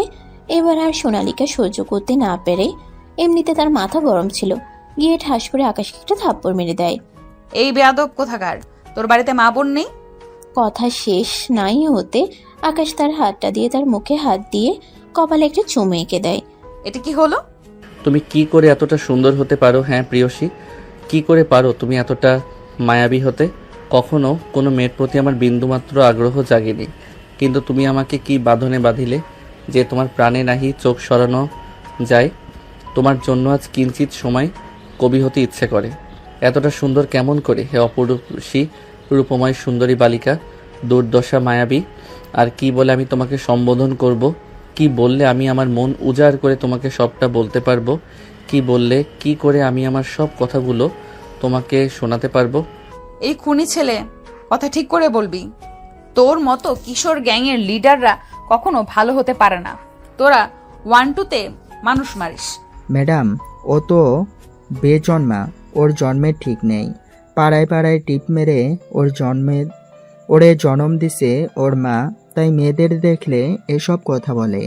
কথাটা শুনে আকাশের যেন রক্ত মাথায় উঠে পড়ে। সে আর নিজের মধ্যে নিজেকে খুঁজে পায় না, এক হিংস্র বাঘে রূপান্তরিত হয়ে যায়। কোনো ছেলে হয়তো তার সামনে তার মা বাবাকে নিয়ে এমন কথা বললে সহ্য করতে পারবে না। আকাশেও তার বেলায় একই রকম। আশেপাশে এতগুলো পুলিশ ফোর্স, তারপর আকাশ দৌড়ে গিয়ে ওর গলা টিপে ধরে, ধরে এসে ধরে ধরে দেওয়ালে চেপে ধরে। দেওয়ালে চাপতেই সাথে সাথে সব পুলিশ ফোর্স সবাই মিলে আকাশকে ছাড়ানোর চেষ্টা করে, তবে কিছুতেই কোনো কিছু হয় না। এভাবে 5টা মিনিট চলে যায়। এই 5 মিনিট সামনে থাকা ছেলেটা দুনিয়ার মায়া ত্যাগ করে চলে গেছে, তাও তার ডেড বডি ওভাবে চেপে ধরে আছে, আর হিংস্র বাঘের মতো গর্জন করতেছে আকাশ। হেই এই একটা সময় অবস্থা বেগতিক দেখে সোনালিকা আকাশের সামনে গিয়ে তার গলা চেপে ধরে এক ধাক্কা মারে। কিছুটা দূরে ছিটকে পড়ে আকাশ। তখনই আকাশ আবার ছুটে যাবে ওই মেয়েটাকে থাপ্পড় মারতে, হাত উপরে তোলে। এরপর যখন দেখে সোনালিকা হাতটা সে নামিয়ে ওই জায়গায় বসে পড়ে আর মা মা বলে চিৎকার করতে থাকে। মা, মা গো, ও মা। আকাশ, কথাটা বলে দৌড়ে গিয়ে রবি আকাশকে জড়িয়ে ধরে। সময় নষ্ট না করে সোনালিকা সবাইকে হ্যান্ডকাপ পরিয়ে দেয়। তারপর সবাইকে নিয়ে যখনই বাইরে বেরোবে তখনই সোনালিকার ফোনে কল আসে। হ্যালো, তুমি কি সোনালিকা বলতেছো? এই থানার ওসি বর্তমান। জি, আমি সোনালিকা বলতেছি। আমি এএসপি প্রকাশ চৌধুরী। আশা করি আমাকে চিনতে পারছো। Yes sir. হ্যাঁ, আপনাকে কেন চিনবো না? কোনো কি সমস্যা হয়েছে? আমি কি কোনো ভুল করেছি স্যার? দয়া করে আমাকে জানাবেন। তুমি কোন অর্ডারে NS/2 রোডে তুমি রেড করছো? তোমাকে কি উপর থেকে পারমিশন দেয়া হয়েছে? আসলে স্যার, এখানে প্রচুর পরিমাণে গোলাগুলি হচ্ছিল। আশপাশ থেকে সাধারণ জনগণ বারবার ফোন দিয়ে থানায় বলতেছিল যেখানে নাকি এই অবস্থায়, তাই আমরা এখানে এসেছি বিষয়টা পর্যবেক্ষণ এবং দেখতে, যাতে বড় কোনো দুর্ঘটনা হয়। ছোট মানুষ, এত বোঝা ভালো না। গেটের বাইরে মিডিয়া অপেক্ষা করছে, অনেক কষ্টে তাদের আটকে রাখছে ভিতরে ঢোকা থেকে। বাইরে গিয়ে বলবেন 2টা গ্রুপের মধ্যে সামান্য গোলাগুলি হয়েছে। দেশে সামান্য কিছু মানুষের ক্ষয়ক্ষতি হাতে পায়ে রয়েছে, খুব দ্রুত তারা সুস্থ হয়ে যাবে। এত বড় মিথ্যা বলতে পারবো না স্যার আমি। এখানে আরো অনেক 60-70 জনের উপরে ডেট, কিভাবে কি বলবো? তোমার মাথায় ঘিলু আছে? এটা যদি বাইরে জানাজানি হয়, প্রশাসনের উপরে কি পরিমাণে চাপ আসবে। দেশের বদনাম হবে, আইন শৃঙ্খলা বাহিনীর বদনাম হবে। যা হয়ে গেছে তা হয়ে গেছে। যা বলছি, যে অর্ডার করা হয়েছে তাই কর। বেশি পাকনামো করা ভালো না। এক কথা যেন এদিক ওদিক না হয়। This is my order. কথাটা বলে এএসপি ফোন কেটে দেয়। বাধ্য হয়ে ইচ্ছা থাকা না সত্ত্বেও সোনালিকা বাইরে গিয়ে যেমন বলছে মিডিয়ার কাছে ঠিক তেমনই ঘটনা উপস্থাপিত করছে সোনালিকা। তার বিবেক হাজারবার বাধা দিচ্ছিল, হাজারটা গিল্টি ফিল হচ্ছিল, তারপরও উপর থেকে অর্ডার, তার কিছু করার নেই। সে চুপচাপ জায়গাটা সিল করে দেয়, সাধারণ মানুষের প্রবেশ নিষেধ। সে তারপরে তার পুলিশ অফিসারদের লাশগুলো গোপনে সরিয়ে ফেলার পারমিশন দিয়ে চুপচাপ আকাশ এবং তার কিছু লোক এবং যাদের গ্রেফতার করছে সবাইকে পুলিশ ভ্যান গাড়িতে তুলে থানায় নিয়ে চলে যায়। এভাবে চলে যায় কিছুক্ষণ। দেখতে দেখতে ওই দিন রাত চলে যায়। পরের দিন। এ কি কারা দেখছি মুই, আপনি এখানে? প্রতি উত্তরে নিশ্চুপ। কি হলো, কথা বলেন না কেন ভাই? নতুন ওসি আসার পরে কি আপনার পাওয়ার কাজে লাগেনি? এবার তো শুনছি একটা দুইটা না 50টার উপরে মার্ডার করছেন, গরম আন্ডা দিবে এবার। তুই আমারে চিনিস? ভালো করে চিনি। আমার সাথে এভাবে কথা বলার তোর ভিতর থেকে সাহস হচ্ছে? আরে ভাই রাগ করেন কেন, আমি তো মজা করছি। তাই বুঝি? তোদের ম্যাডাম কখন আসবে? কেন, তার ডিউটি টাইম 9টার দিকে। ও আচ্ছা। ভাই কিছু লাগলে বলবেন। ফোন আছে না, ফোন দে। এখন আবার ফোন দিয়ে কি করবি? কেন, বউ নিয়ে বাসর করব? তাহলে তোর কি মনে হয় এখন কি করতে পারি? ভাই এই যে ফোন নেন। আকাশ ফোনটা হাতে নিয়ে একটা নাম্বারে ডায়াল করে কল দেয়। কিছুক্ষণ কলটা বাজতে রিসিভ হয়। কে রে? আকাশ। গ্যাংস্টাররা আমার ফোনে কল করে, পাওয়া যায়? করে করে, হাতি গর্তে পড়লে না চাইতেও সবকিছু করতে হয়। তা হঠাৎ করে কি মনে করে? আমার একটা কাজ করে দিতে হবে। গতকাল আমার উপরে কিছু ছ্যাঁচড়া গ্যাংয়ের লোক আমার উপরে অ্যাটাক করে। যা ভাবছেন তাই হয়েছে ওদের সাথে। কতজন হবে? 60 জনের উপর। ওরে শালা, এতগুলো জীবন! আপনি ভালোই জানেন আকাশ এমনিতে কখনো কারোর ক্ষতি করে না। আমার হাতে আর কোনো উপায় ছিল না। কাল যদি এই কাজটা না করতাম আপনার সাথে আর কথা বলতে পারতাম না আজকে দাঁড়িয়ে। এখন ব্যাপারটা হচ্ছে এসপি বিষয়টা ধামাকা দিয়েছে। এখন এ ব্যাপারে নিউজে তদন্ত হতে পারে। নিউজ চ্যানেলগুলো আর ওই জায়গার বিষয়টা পরিপূর্ণভাবে হ্যান্ডেল করা আপনার দায়িত্ব। তা তো বুঝলাম, বিষয়টা একটু জটিল আসলে। বন্দরে যে মালগুলো আপনার আটকে আছে 2 দিনের মধ্যে সরানো হয়ে যাবে। আপনি নিজে করতেছেন না যাতে আপনার বিষয়ে সোশ্যাল মিডিয়াতে মানুষজন জানাজানি হয়ে যায়। তবে গোপনে যদি রাতের আধারে হুট করে কেউ করে দেয়। এই কথা তো অনেক দিন আগেই তোমাকে বলছি, কিন্তু তুমি আমার কথায় রাজি হওনি। আচ্ছা, আমি এই দিকটা সামনে নিচ্ছি। এসব আমার কাছে কোনো ব্যাপারই না। আমার সাথে 4-5 জন মতো হবে। এদেরকে 2 ঘন্টার মধ্যে সারানোর ব্যবস্থা করো। আর আমাকে আপাতত কিছুদিন এখানে রেখে দাও, কোনোভাবে যেন আমাকে অন্য জায়গায় ট্রান্সফার বা চালান করা না হয়। সবাইকে বের করে দিতে বলতেছ, অথচ তুমি নিজে ইচ্ছা করে জেলেই থাকবে। ব্যাপারটা আমার কাছে কেমন লাগছে? সবার আগে তো তুমি বেরোতে। আর কোনো কথা না, আমি যা বলছি তাই হবে। এর আগে পরে কোনো কথা নেই। যেটা তোমার ভালো লাগে আমি সবটা বলে দিচ্ছি কমিশনারকে। আচ্ছা। কথা বলা শেষ করে আমি হাবিলদারকে ফোনটা দিয়েছিলাম। হাবিলদারও তার কাজে সে চলে গেল। এদিকে না আমার কাজ আছে। এমন কি কাজ থাকতে পারে? ও আচ্ছা, মনে পড়েছে। হায় রে ভালোবাসা, কি খেলা দেখাইলি! যাকে সারা দেশ মিলে একদিন আটকে রাখতে পারিনি, সে মানুষটা আজকে নিজে থেকে হাজতবাসী হতে যাচ্ছে। এত কথা বলিস কেন তুই? এসব করা কি ঠিক হচ্ছে? আমরা তো চাইলেই জোর করে ওকে আমাদের হেফাজতে নিতে পারি। পৃথিবীতে আর যাই হোক জোর করে কখনো মন, ভালোবাসা, মোহাম্মত হয় না। সেটাই তো দেখতেছি। গ্যাংস্টার আকাশও প্রেমে পড়লো শেষমেশ, তাও পুলিশের প্রেমে। তারপর এভাবে দেখতে দেখতে কিছুক্ষণ চলে যায়। হুট করে সাদা ধবধবে দুধের মতো চেহারা যুক্ত শরীরে পুলিশের ড্রেসে পরিহিত একটা মেয়ে চুপচাপ প্রবেশ করলো। আসসালামু আলাইকুম। Salute ma'am. কালকের ফাইলগুলো ঠিক আছে? জি ম্যাম, আপনার ডেস্কে রাখা আছে। ও আচ্ছা, বুঝতে পারছি। তারপর আমি চুপচাপ আমার ডেস্কে গিয়ে বসলাম। টুপিটা টেবিলের উপরে রেখে কফিটা হাতে নিয়ে এক চুমুক দিয়ে ডানে ঘুরতেই দেখি কালকে ধরা আসামিগুলো আমার দিকে অপলক দৃষ্টিতে হা করে তাকিয়ে আছে। আমি খানিকটা অবাক হলাম। যেখানে পুলিশের আসামির সম্পর্ক লুকোচুরি ভয়, এখানে এরা ব্যতিক্রম। এতদিন তো গ্রামে যখন ট্রান্সফার ছিলাম এগুলো দেখেছি, এখন শহরে আসার পরে বিষয়টা ভিন্ন। আমি তাদের দিকে ভ্রু কুচকে তাকালাম। এই আপনারা সবাই হা করে এদিকে কি দেখেন? এই তোর ওই দিকে তাকাস কেন? চোখ তুলে নিব কুত্তার বাচ্চা সবগুলো। তোদের ভাবি লাগে? কথাটা শুনে সাথে থাকা সবাই ভয় পেয়ে যায় কিছুটা। চুপচাপ সবাই অন্যদিকে ঘুরে দাঁড়ায়। এই ছেলে, আপনি কি বলছেন? মাথা ঠিক আছে? লাঠি দেখেছেন? মায়ের কিন্তু একটাও মাটিতে পড়বে না। আপনাদের মতো গুন্ডাগুলোকে যে কেন প্রশ্রয় দেয় উপর মহল, আল্লাহ পাক উনি ভালো জানেন। সোনা পাখি, এগুলো রাজনীতির খেলা। তোমার মতো গোলুমুলু বাবু কি এগুলো বোঝে না তো। তারা যদি আমাকে প্রশ্রয় না দেয়, তাদের কাজ কে করে দিবে? তাদের ভোটের ব্যবস্থা কে করে দিবে? তারা এমন পাওয়ারফুল হওয়ার পরেও তোমাদের মতো গুন্ডার সাহায্য লাগবে? এক মিনিট, কি সব নামে তুই আমারে ডাকিস? থাপড়াইয়া দাঁত ভেঙে দিব। একটা মায়েরও মাটিতে পড়বে না, বেয়াদব কোথাকার।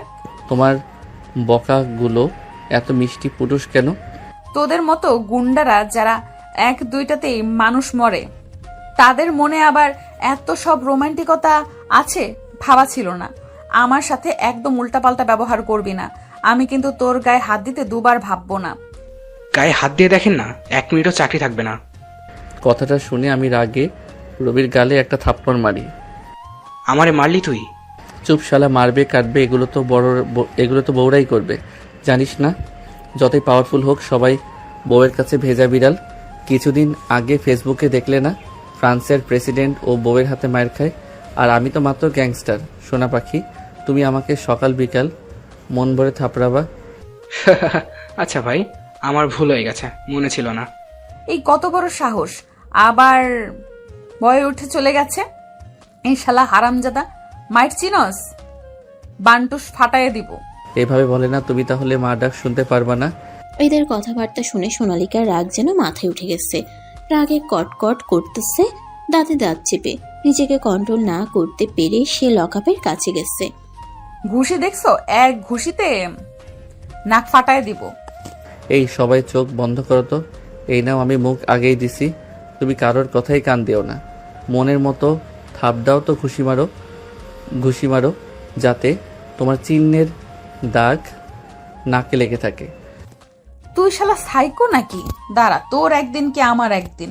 কথাটা বলেই আমি লকআপের ভেতরে হাত দিয়ে যেই না বক্সিং দিতে গেছি, পোলাটা আমার হাতটা চেপে ধরছে। সোনালিকার হাত চেপে ধরে গুনে গুনে 5টা চুমু দেয় আকাশ। তারপর মা, এত নরম গোলুমুলু হাত মারার জন্য, মাথায় হাত বুলিয়ে দেওয়ার জন্য ব্যবহার হয় পাগলি। তবে মাঝে মাঝে তুমি চাইলে আমারে কেলাইতে পারো, তবে একটুখানি। তবে কাউকে বলা যাবে না, না হলে সবাই বলবে দেশের সর্বোচ্চ গ্যাংস্টার আকাশ চৌধুরী ফ্রান্সের প্রেসিডেন্টের মতো বউয়ের হাতে মাইর খায়। এই পোলা, তুই কি ভালো হইতি না? তোমাকে দেখার পরেই তো খারাপ হয়েছি। আমি কি করব? এইসব ঢঙের কথা বাদ দে, আমি কিন্তু পুলিশ ডাকবো। ডাকো পুলিশ, দেখি পুলিশ আমার কি করতে পারে। পুলিশ বাঁচাও আমাকে। আরে ধুর, আমি নিজেই তো পুলিশ। কথাটা শুনে সবাই হু হু করে হেসে দেয়। এই একটুও হাসবি না, দাঁত ভেঙে দিব। জীবনে অনেক তেরাকে আমি সোজা করেছি, কিন্তু তোমার মতো বেয়াদব একটাও দেখিনি।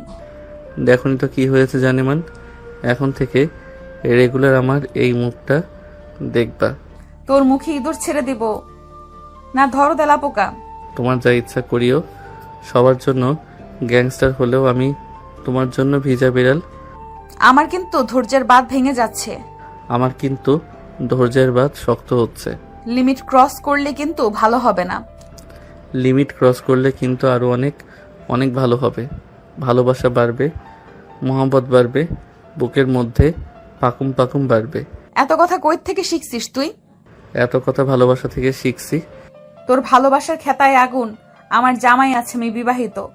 কথাটা শুনে আশেপাশের সবাই যেন কিছু সময়ের জন্য থমকে যায়, একে অপরের দিকে তাকাতাকি করতে থাকে। এর মাঝেই হুট করে যাকে ভালোবাসি তার ব্যাপারে খোঁজ নেব না, তা এ কি হয়? তোমার 10টা জামাই থাকলেও তুমি আমার সোনা পাখি। সত্যি আমি বিবাহিত। আরো 2টা করো না, তাতে আমার কি সমস্যা? আমার সমস্যা হচ্ছে তোমাকে ভালোবাসি, এখানে তো বিবাহ সম্পর্ক নেই। বুঝলাম না তো ব্যাপারটা। বুঝলাম তো আমি ব্যাপারটা, বলতেছি যে ম্যাডাম, এত সুন্দর করে মিথ্যা বললে সবাই বুঝে ফেলবে। একটু শক্ত করে বলো যাতে সবাই বিশ্বাস করে। যাকে ভালোবাসবো সে বিবাহিত কিনা এইটুকু অন্তত খবর কি আমি নিব না? তুই আমার ব্যাপারে খোঁজ খবরও নিয়েছিস? যথা আজ্ঞা মেরে পেয়ারকা বাচ্চার মা। তোর মুখে ঝামা ঘষে দেব শালা হারামখোর। কিছু আটকায় না তোর মুখ দিয়ে, যা আসে তাই বলিস। কি মধুর বকা দিলে গো, আমার বুকের মধ্যে লাড্ডু ফোটে। ওরে আমি পাগল হয়ে যাব, কেউ আমাকে ধরো। ম্যাডাম কোনো সমস্যা হয়েছে কি? এদের লকাবে ঢুকে এমন মাইট দিব যেন আজীবন মনে থাকে। This is my order. Madam আমি পারবো না, আপনি নিজে মারেন। আমি তোমাকে অর্ডার করছি না। এনাদের বাদে অন্য কাউকে বলেন মারতেছি। এনাদের মারলে বাইরে বেরোলে আমার টুনটুনি কেটে দিবে। আর না মারলে আমি তোমার চাকরি খেয়ে দিব। একটা চাকরি গেলে কষ্ট করলে আরও পাবো, কিন্তু টুনটুনি হারালে কোনোদিন আর পাবো না। ভবিষ্যতে আমার বউ আমাকে না পেয়ে পরকীয়া করবে। না ম্যাডাম, আপনার যা ইচ্ছা করেন, আমি আপনার এই অর্ডার মানতে পারবো না। হাবিলদারের বাচ্চা হাবিলদার। ও না, ফুল সোনা পাখি, তোমার সাদা পরীর মতো মুখে রাগলে রক্ত জমে গেলে তো খারাপ দেখা যায়। তুই তোর কথা কিন্তু লিমিটের মধ্যে বলবি। কথাটা বলে রাগে গজগজ করতে করতে নিজের ডেস্কে ফিরে যায় সোনালিকা। তারপরে ওখানে 30 সেকেন্ড মতো ওয়েট করে সাইড রুমে চলে যায় রেস্ট করার জন্য। রুমে গিয়ে দরজা লক করে দেয়। আসলে সাইড রুম হচ্ছে প্রত্যেকটা থানায় আলাদাভাবে কিছু রুম করা থাকে পুলিশ অফিসারদের রেস্ট করার জন্য বা ঘুমানোর জন্য। সোনালিকা এদিকে কিছু করতে না পেরে রাগে আগুনের মতো ফুলতে থাকে। সে আর দেরি না করে সরাসরি পুলিশ কমিশনারকে কল দেয়। হ্যাঁ সোনালিকা বলো। চাচু, ওই যে আমাদের এই এরিয়ায় আকাশ নামে একটা ছেলে আছে না, গুন্ডা টাইপের, ওরে কালকে ধরে আনছি। চোখের সামনে অনেকগুলো হত্যা করেছে, আমার সাথে এখন প্রচুর পরিমাণে বেয়াদবি করতেছে। ওর বিরুদ্ধে কি কোনো ব্যবস্থা নেওয়া যায় না? আমার ধৈর্যের বাঁধ ভেঙে গেলে এমন মারবো, পা ভেঙে ফেলবো। কিন্তু দেখো তোমার ব্যাপারটা বুঝতে পারছি, তবে সব জায়গায় আমরা সবকিছু করতে পারি না।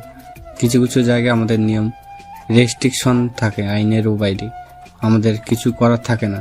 ওই জায়গায় ওর হাত উপর মহল থেকে মন্ত্রী মিনিস্টার থেকে বড় বড় পর্যায়ে এসপি স্যার পর্যন্ত ওকে ভয় পায়। ওর এত পাওয়ার, সে জায়গায় আমরা ওর কিছুই করতে পারবো না। আমার কাছে যতটুকু খবর আছে আজকের মধ্যে ওদের জামিনের পেপার নিয়ে যাবে থানায়, ওটা অ্যাপ্রুভ করে বের করে দিও। আর এসব ঝামেলায় আশেপাশে না থাকাই ভালো, ওইসব মানুষ ভালো হয় না, সাবধান। আচ্ছা ঠিক আছে বলে আমি ফোন রেখে দিলাম। কিন্তু আমার সারাটা শরীর দাও দাও করে জ্বলতেছে রাগে। আমার চাকরির জীবনে কখনো এমন পরিস্থিতিতে আর পড়তে হয়নি, কিন্তু আজকে আমাকে যে পরিস্থিতিতে নামতে হয়েছে, ন্যূনতম সম্মানটুকু আমার নেই এখানে। একটা রাস্তার গুন্ডার কথায় সকলে ওঠা বসা করতেছে, যে কিনা চোখের সামনে দিয়ে দুপুরে মানুষ মারে, আবার প্রশাসন সেটা প্রশ্রয় দিয়ে লুকিয়ে যায়। এদের মতো গ্যাংস্টারদের না থামানো গেলে আমাদের দেশটা কিভাবে চাঁদাবাজি মুক্ত হবে, কিভাবে দেশে আইন প্রতিষ্ঠা হবে, কিভাবে ন্যায্য বিচার হবে? এরা থাকলে তো কখনো ন্যায় বিচার সম্ভব না। কি যে একটা অবস্থা। এভাবে দেখতে দেখতে 5টা ঘন্টা চলে যায়। 5 ঘন্টা পর থানায় যৌথ নিয়মে কিছু লোক নিয়ে তাদের মধ্যে প্রবেশ করে, আর থানার বাইরে শত শত লোক মিছিলে আকাশের নামে স্লোগান দিতে থাকে। এরই মাঝে একজন উকিল কিছু পেপার বের করে। ম্যাডাম, এই যে ওনাদের জামিনের একেবারে উপরের কোর্ট থেকে অ্যাপ্রুভ করে দিয়েছে, খুব দ্রুত ওদের ছেড়ে দিন। আপনাদের মতো কিছু টাকাওয়ালা উকিল, টাকালোভী উকিল এবং টাকালোভী কিছু উপর পর্যায়ের লোক আছে, যার ফলে হাজার হাজার অন্যায় অপরাধ, খুন, গুম করেও এইভাবে অপরাধীগুলো ছাড়া পেয়ে যায়। দেখেন, আপনি কিন্তু আমার শ্বশুরের সুন্দর, ন্যায়পরায়ণ, সুযোগ্য ব্যক্তিকে আঘাত করতেছেন। আমি কিন্তু আপনার নামে মানহানির মামলা করব। এই উকিল গলার নিচে করে কথা বল, এর ওনার কাছে মাপচা ব্যবহারের জন্য। আচ্ছা ভাই, আপনার এক কথাতে আমি সব বলতে পারি। ম্যাডাম আমাকে ক্ষমা করবেন, আপনি আমাকে ক্ষমা না করলে ভাই আমাকে ক্ষমা করবে না। আপনার পা ধরলেও ধরতে রাজি আছি, আপনি আমাকে মাফ করবেন। আমি আপনার মতো আর ভাই আর স্নেহ পাবো না, প্লিজ মাফ করে দিন আমার ব্যবহারের জন্য। হয়েছে হয়েছে, মাফ করে দিয়েছি। হাবিলদার, লিস্ট ধরে সবাইকে ছেড়ে দাও। একে একে লিস্ট করে সবাইকে ছেড়ে দেয়। বাকি থেকে যায় আকাশ। আপনি বের হন না কেন? আমার জামিন হয় নাই, তাই বের হইনি। আপনার মতলব কি বলেন তো? সবাইকে বের করলেন আর আপনি নিচে থেকে যাচ্ছেন। ম্যাডাম, ওনার ব্যাপারে কোর্ট থেকে রেস্ট্রিকশন আনছি, ওনাকে এখান থেকে কোথাও ট্রান্সফার করা যাবে না। ওনার জামিন আপাতত 2 মাস পরে মঞ্জুর করা হয়েছে। What the fuchka? টক দিয়ে ফুচকা কিন্তু অনেক মজা। প্রতি উত্তরে সোনালিকা আকাশের দিকে ভ্রুকুচকে তাকায়। এরপরে আকাশ রবির কানে কানে বাইরে সবাইকে কন্ট্রোলে রাখার সকল কিছু বলে দেয়, যেভাবে তার এখানে থাকা অবস্থায় বাইরে সবাইকে বুঝিয়ে বলতে হবে, যাতে বিশৃঙ্খলা সৃষ্টি না হয়। সবকিছু বুঝিয়ে দেওয়ার পর একে একে সবাই থানা থেকে বিদায় নেয়। আকাশের নামে স্লোগান দিতে দিতে সবাই আকাশের অফিসের দিকে যেতে থাকে। এইভাবে চলে যায় ঘন্টা দুয়েক। চুপচাপ সোনালিকা তার ডেস্কে বসে ভাবতে থাকে। কিছু সময় পর সোনালিকা উঠে লোকালের মধ্যে যায়। এত সময় আকাশ দেওয়ালের সাথে হেলান দিয়ে বসেছিল। সোনালিকার আশা দেখে সে উঠে দাঁড়ায়। সোনালিকা আকাশের কলার চেপে ধরে দেওয়ালের সাথে চেপে ধরে বলতে থাকে, এই তুই চাইলে চলে যেতে পারতি, আর কেউ বুঝুক বা না বুঝুক আমি এতটুকু বুঝছি তুই এখানে কেন থাকলি, তোর মতলবটা কি? সত্যি সত্যি উত্তর দিবি কিন্তু। মজা বলবো? হুম। এখানে থাকলে 12 ঘন্টা অন্তত মন ভরে তোমাকে দেখতে পারবো, আর বাইরে বেরোলে তোমাকে দেখার জন্য একবার এখানে একবার ওখানে ছুটে বেড়ানো লাগবে। মন ভরে দেখতে পারবো না। তাই তুই যা করছিস এ সকল আবেগ, ভালোবাসা না, বুঝছিস? আবেগ কেটে গেলে তোর সব ভুল ঠিক হয়ে যাবে। এসব বাদ দিয়ে ভালো পথে ফিরে। আজ পর্যন্ত এই আবেগটা কোনো মেয়ের প্রতি জাগেনি, তোমার প্রতি জাগিয়ে রাখি। দেখ, তুই কিন্তু আমাকে অনেক খারাপ পরিস্থিতিতে ফেলতেছিস। আমাকে শান্তিময় থাকতে দে। আমি তো তোমার কোনো সমস্যা করিনি। তোর কাছে আশেপাশে থাকলে মনে হয় তোর গা থেকে হাজার মানুষের কান্নার শব্দ আসতেছে, হাজারটা মানুষের রক্ত লেগে আছে তোর শরীরে। তো অত্যন্ত জঘন্য একটা মানুষ তুই। তুমি যা কিছুই আমাকে বলবা আমি চুপচাপ তা মেনে নিব। তবে তোমার আমার ব্যাপারে জানা কিছুটা ভুল আছে। অবশ্যই আমি খারাপ। তাদের সাথে যারা দুর্নীতিগ্রস্ত সাধারণ মানুষের সবকিছু আত্মসাৎ করে, অবশ্যই আমি তাদের জন্য ভালো। যারা এতটুকু সাহায্যের অভাবে নিজের জীবনকে বিপর্যস্ত করে ফেলে। তোর এই কথার মানে বুঝলাম না। বোঝার দরকার নাই, লাগবে না। আমি হাত জোর করে মাফ চাই আল্লাহর কাছে, আমার পেছন ছেড়ে দে। কেন কেন? তোমাকে কি একবারও বলেছি যে আমাকে ভালোবাসতে হবে? তোমার ইচ্ছা হলে বাসবে, না হলে না বাসবে। আমি আমার মতো ভালোবেসে যাব। মনে রাখিও, ভালোবাসি বলে এত সব প্রশ্রয় করি। একটা মেয়েকে তোমার এই পর্যায় থেকে উঠিয়ে নিয়ে যাইতে আমার 1 মিনিটও সময় লাগবে না। এই জন্যই তোদের মতো মানুষরা ভালোবাসার যোগ্য না। অত্যন্ত জঘন্য, দুর্গন্ধযোগ্য ডাস্টবিন তোরা। তোদের ঘৃণা করা যায় কিন্তু কখনো মাফ করা যায় না। তুমি যেমনটা মনে করো। এভাবে দেখতে দেখতে দিনের পর দিন চলতে থাকে। প্রতিদিন সোনালিকা থানায় আসে এবং তার ডেস্কে কাজ করতে বসে।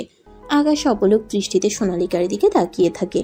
তার চোখের পলক যেন কিছুতেই পড়ে না।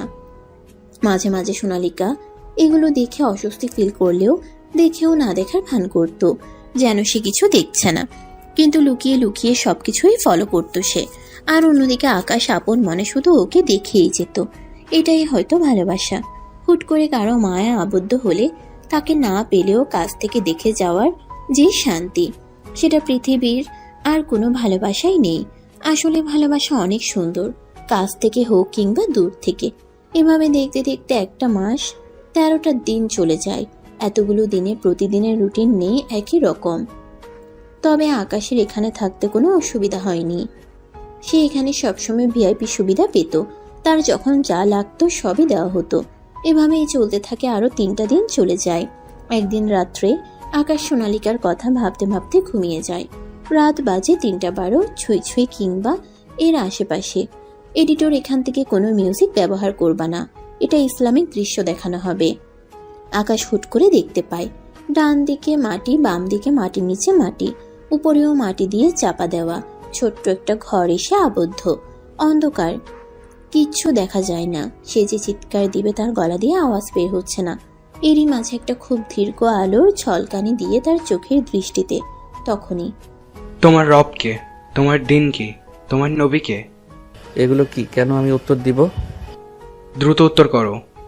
কেউ একজন ছিল, আমি তার নাম শুনেছি, মনে করতে পারছি না। আমার দিন কি যেন?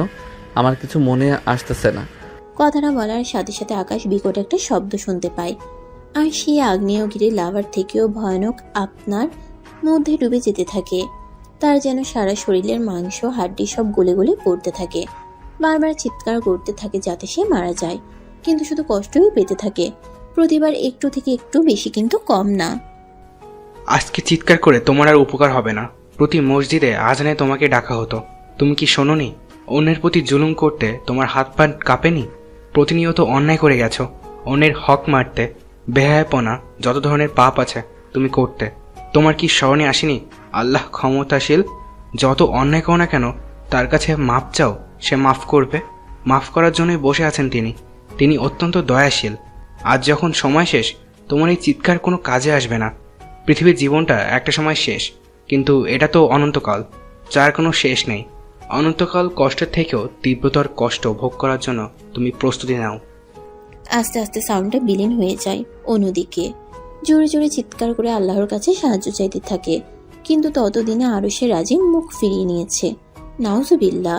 এই জন্যই আল্লাহ বলে, আজ তোমরা আমার কথা শুনতেছ না, কালকে ওই বিচারের দিনে আমি তোমাদের ভুলে যাব। তুমি দিনে দুপুরে অন্যায় করবে, অন্যের সাথে জুলুম করবে, অন্যের হক মারবে, চাঁদাবাজি করবে, সুদ খাবে, দিনে দুপুরে নিজের শক্তির জাহির খাটিয়ে অন্যকে পৃথিবী থেকে বিদায় করবে। এই বিদায়টাই কি শেষ বিদায়? এরপর আর শুরু নেই? যে শুরুটা হবে ওই শুরুটা কিভাবে করবে? অবশ্যই আল্লাহ মাফ করেন, তিনি খুবই দয়াশীল। সময় ফুরানোর আগে আমাদের সবাইকে ফিরে আসতে হবে, না হয় বাস্তবতা তো দেখছেন। তখনই আল্লাহ গো, আকাশের ঘুম ভেঙে যায়। এমন জোরে চিৎকার করে পুরো থানা কেঁপে ওঠে। এত সময়ে ভোরের আজানও দিয়ে দিচ্ছে। তার চিৎকার শুনে সবাই দৌড়াদৌড়ি করে এখানে আসে। আর হাউমাউ করে কাঁদতেছে আকাশ। তার শরীর কাঁপা যেন কোনোটাই কমতেছে না। এডিটর, এবার মিউজিক দিতে পারো, এখন থেকে স্যাড মিউজিক দিলেই ভালো হবে। এভাবে দেখতে দেখতে সকালটা চলে যায়। এত সময় রবির কাছে খবরটা চলে গেছে। 10টা বাজতে বাজতে রবি তাদের উপর পর্যায়ে যারা আছে তাদের ধরে আকাশকে বের করে আনে। আকাশ চুপচাপ চলে আসে। আকাশ তার অফিসে এসে নিজের নিজস্ব ডেস্কে বসে থরথর করে কাঁপতে থাকে। ভাই, আপনি এভাবে কাঁপছেন কেন আর ঘামছেন কেন? এখানে বড় কোনো আলেম আছে? আমাদের বড় মসজিদেই তো আছে। আমাকে এখনই তার কাছে নিয়ে যাও। আচ্ছা। রবি আকাশের অবস্থা দেখে আর কোনো কথা বাড়ায় না, চুপচাপ হুজুরের কাছে নিয়ে যায়। হুজুর আকাশের কাছ থেকে সমস্ত ঘটনাই শুনে বলতে থাকে, তোমার ধারণার বাইরে আল্লাহ কতটা ক্ষমাশীল। তিনি তোমাকে অনেক ভালোবাসে, হয়তো তার পথে তোমাকে ফিরিয়ে আনতে চাই। তাই তুমি স্বপ্নে দেখেছ, যা করছো তওবা করে তার পথে ফিরে এসো। আল্লাহর দরজা সবসময় খোলা সবার জন্য। আল্লাহ কখন কাউকে হেদায়েত দিয়ে দেয় তার কাছে আনতে তিনি ভালো জানেন। কথাগুলো শুনে আকাশ হুজুরের কাছ থেকে চলে আসে বাড়িতে। সে আল্লাহর কাছে কান্নাকাটি করে মাফ চাইতে থাকে। আর এখন তার এক ওয়াক্ত খাইতে ভুলে যাচ্ছে, কিন্তু নামাজ পড়তে ভুলে যাচ্ছে না। এভাবে চলতে থাকে দিন। অন্যদিকে, কি ব্যাপার ম্যাম, আপনি 2 দিন অ্যাবসেন্ট, মাঝে মাঝে তো অনেক কিছু হয়ে গেছে। এসপি স্যার এসে তো ওই আকাশ নামক ছেলেটাকে ছেড়ে দিছে। যাক বাবা, আপদ বিদায় হয়েছে, শান্তিতে বাঁচা গেল। এইভাবে দেখতে দেখতে 3টা মাস চলে যায়। এই 3 মাসে সোনালিকা আকাশকে খুব করে মিস করতে থাকে। প্রতিনিয়ত আকাশের দুষ্টুমিগুলো তার মনে পড়তে থাকে। এর আগে কেউ কখনো তার সাথে এমন দুষ্টুমি করেনি। এবার নিজ থেকেই সোনালিকা আকাশকে খুঁজতে থাকে, কিন্তু আকাশের আগের অফিস বন্ধ করে দেওয়া। কোথাও যেন শহরে তার কোনো অস্তিত্ব নেই। একদিন হুট করে টিভিতে বড় করে প্রেস মিটিং হয়। ব্রেকিং নিউজ, আন্তর্জাতিক বিখ্যাত গ্যাংস্টার আকাশ চৌধুরী, আজ থেকে তিনি নাকি সকল গ্যাংস্টার জগৎ থেকে সরে যাচ্ছে। তার সাথে আমরা সরাসরি লাইভে চলে যাচ্ছি, তিনি লাইভ করছে। আসসালামু আলাইকুম, আশা করি সবাই ভালো আছেন। অনেকে আমার উপর আক্ষেপ খুব নিয়ে আছেন, আবার অনেকেই আমাকে খুব ভালোবাসেন। আমি কখনো বলবো না আমি ভালো, আমি খুব করে খারাপ এবং জঘন্য একজন মানুষ। আমার জন্য দোয়া করবেন, আমি যেন ভালো হতে পারি। আমি আমার জীবনে আপনাদের সাথে নিজের ইচ্ছায় অনিচ্ছাকৃতভাবে যদি কোনো অন্যায় করি, পাপ করি, তার জন্য আমি ক্ষমা প্রার্থী। আমি হাত জোর করে আপনাদের কাছে মাফ চাচ্ছি, আমাকে আপনারা মাফ করে দিবেন। যদি আমি অসহায় মানুষের জন্য লড়ে যেতাম, একজনের উপকার করতে গিয়ে অন্যজনের ইচ্ছাকৃত বা অনিচ্ছাকৃত ক্ষতি হতো, আবার নিজের জন্য অনেক ক্ষতি হয়েছে মানুষের, যা আমি উপলব্ধি করতে পেরেছি। আজ থেকে আমি সকল গ্যাংস্টার জগৎ থেকে সরে যাচ্ছি এবং গেলাম। এটাই আমার শেষ বিদায়। এবং আমার গ্যাংস্টার জগতে যারা শত্রু আছে আমি সবাইকে মাফ করে দিচ্ছি। আমাকেও আপনারা যদি কোনো অন্যায় করে মাফ করে দিবেন। আমি জীবনটা আমি সাধারণভাবে চলতে চাই। আশা করি আপনারা কোনো সমস্যা করবেন না। এবং আমার আন্ডারে যারা ছিল সবাইকে আমি যার যার মতো বাকি জীবনের ব্যবস্থা করে দিছি। একটা কাজের ব্যবস্থা যার মাধ্যমে সুন্দরভাবে কাজ করে উপার্জন করে হালাল তাদের জীবন চালাতে পারে। আপনারা জানেন বা জানেন না, ঢাকায় এসএফ নামে যে শাখাগুলো এতিমখানা চলতো 15টা, ওইগুলো আমি নিজে চালাতাম। যদিও এগুলো আমার নামে ছিল, আমি নিজ নিজ এতিমখানার নামে সম্পত্তি হস্তান্তর করে লিখিত করে দিছি। আজ থেকে জায়গাগুলোর মালিক আমি না, সাধারণ অসহায় এতিম বাচ্চাগুলো ওই জায়গাগুলোর মালিক। এবং আমার যা সম্পত্তি আছে তা আমি এদেশের অসহায় সাধারণ মানুষদের সব দিয়ে যেতে চাই। আমি আমার সম্পত্তিগুলো বাংলাদেশ সেনাবাহিনীর হাতে তুলে দিব। আশা করি তারা যত্নের সাথে সাধারণ মানুষের গরিব দুঃখীর মাঝে পৌঁছে দিবে। এবং আমার ভুলগুলো কি আপনারা মাফ করবেন। এখন যদি কেউ থেকে থাকেন যে আমার কাছে পাওনা পাবেন, দয়া করে আমার কাছে আসবেন, আমি তার পাওনা বুঝিয়ে দিব। ভয় পেয়ে মনে মনে রেখে কিন্তু আসবেন না, এমন করবেন না। আমি আপনার ভাই, আমি আপনার পাওনা দিয়ে দিতে চাই। আপনাদের হাত পা জড়িয়ে ধরি, আমি কি এই দুনিয়াতে ঋণমুক্ত করে দেন। মৃত্যুর পরে আমি আপনাদের দেনা দিতে পারবো না। কথাগুলো বলে আকাশ হাউমাউ করে কাঁদতে থাকে লাইভে। যতগুলো মানুষ লাইভ দেখতেছিল তাদের চোখের কোণাতে এক ফোঁটা অশ্রু যেন বয়ে যায়। এরই মাঝে আকাশ লাইভ শেষ করে দেয়। এখানে পরিসমাপ্তি ঘটে এক ভয়ানক গ্যাংস্টারের শুরুটা হিংস্রভাবে হলো, শেষটা চোখের পানি দিয়ে। এটাকেই বলে হেদায়েত। আল্লাহ যাকে হেদায়েত দান করে পৃথিবীর কোনো শক্তি সেটা আটকাতে পারে না। আল্লাহ যাকে হেদায়েত দিবে না, পৃথিবীর কোনো শক্তি তাকে সত্যের পথে আনতে পারবে না।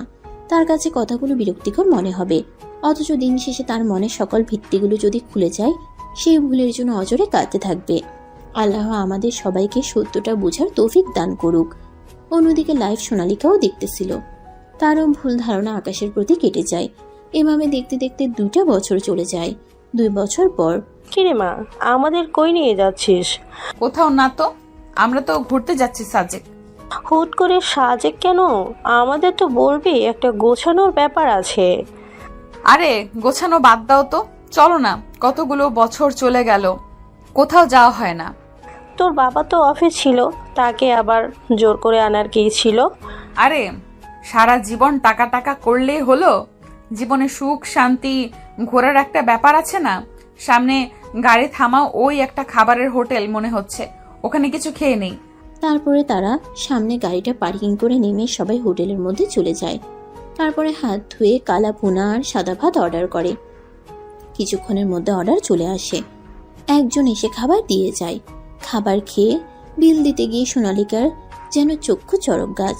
আকাশ, তুমি এখানে? জানো তোমাকে আমি কত খুঁজেছি। এ কি অবস্থা, তোমার চুল বড়, দাড়ি রেখেছো?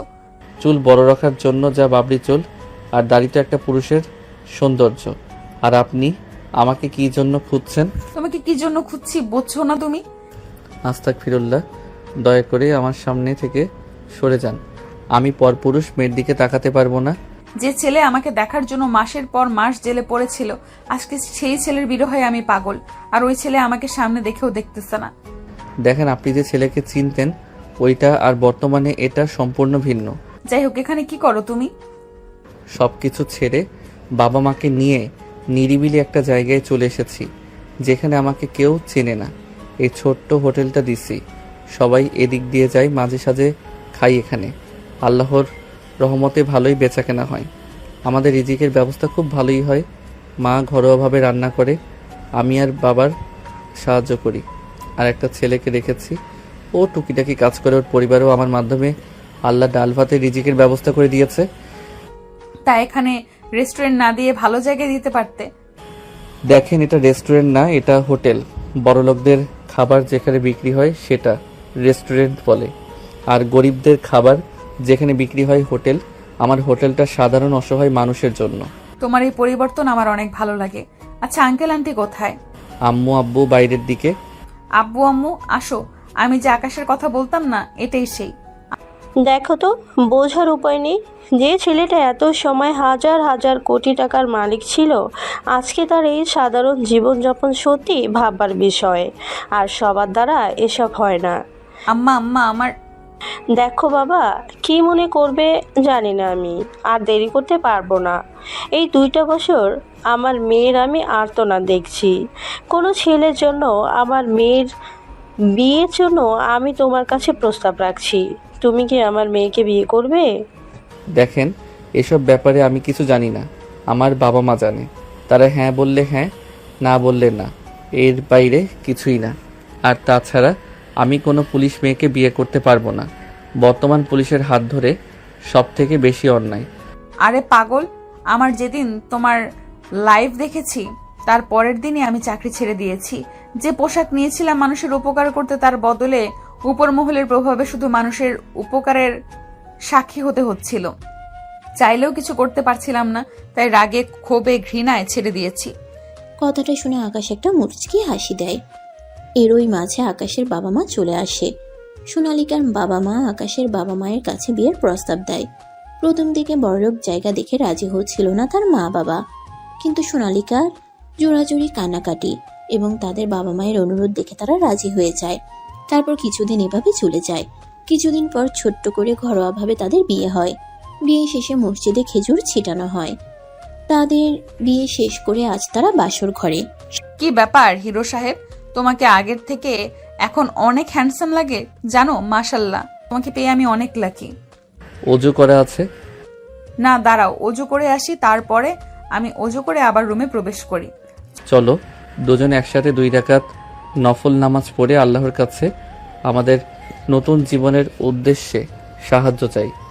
আমরা যেন একে অপরের মৃত্যু পর্যন্ত হাত ধরে বাঁচতে পারি। অনেক সুখে যেন আমাদের জীবনটা পার হয়। চলো আমরা আমাদের নতুন জীবনে পদার্পণ করি। তারপর আমি আর আকাশ ভালোই ভালোই নামাজ শেষ করে মোনাজাত করি। আমাদের নতুন জীবন যেন ভালোভাবে সুন্দরভাবে কাটাতে পারি। তারপরে আমরা কিছুক্ষণ গল্প করি, একে অপরকে হাসাই। এরপরে আমরা মধুর মিলনে আবদ্ধ হই, যা শুধুমাত্র একটা স্বামী এবং স্ত্রীর জন্য প্রযোজ্য হালাল সুন্দর অনুভূতি, যা একজন স্বামী স্ত্রী বুঝতে পারে। আলহামদুলিল্লাহ, আমি আমার বউকে নিয়ে অনেক ভালো আছি।